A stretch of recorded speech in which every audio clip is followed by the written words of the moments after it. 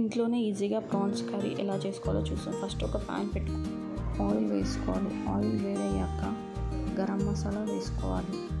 గరం మసాలా కొంచెం ఫ్రై అయ్యాక సన్నగా కట్ చేసుకో, ఆనియన్స్ వేసి తర్వాత పచ్చిమిర్చి కరివేపాకు వేసి కొంచెం ఆయిల్లో ఫ్రై చేసుకోవాలి. ఆ తర్వాత అందులో సాల్ట్ వేసి ఒక మూత పెట్టుకొని ఒక 2 నిమిషాలు మగ్గించుకోవాలి. మగ్గించుకున్న తర్వాత అందులో అల్లం పేస్ట్, తగినంత పసుపు వేసి అల్లం పచ్చివాసన పోయేంత వరకు వేపుకోవాలి. ఆ తర్వాత అందులో ప్రాన్స్ వేసి కలుపుకోవాలి.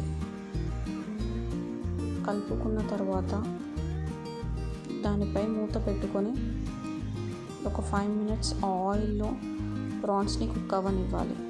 అలా కుక్ అవ్వడం వల్ల ఈ కర్రీకి మంచి టేస్ట్ వస్తుంది.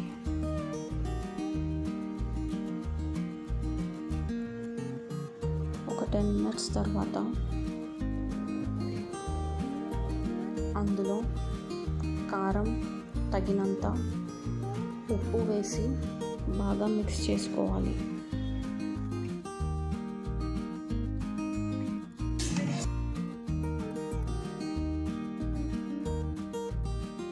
కలుపుకున్నాక ప్రాన్స్ ఉడకడానికి ఒక 2 గ్లాసెస్ ఆఫ్ వాటర్ వేసుకోవాలి.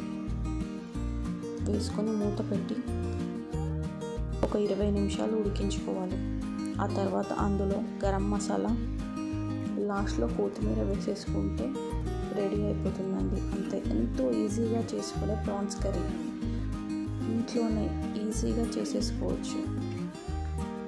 ఈ కర్రీ రైస్లో లేదా చపాతీలో చాలా టేస్టీగా ఉంటుంది.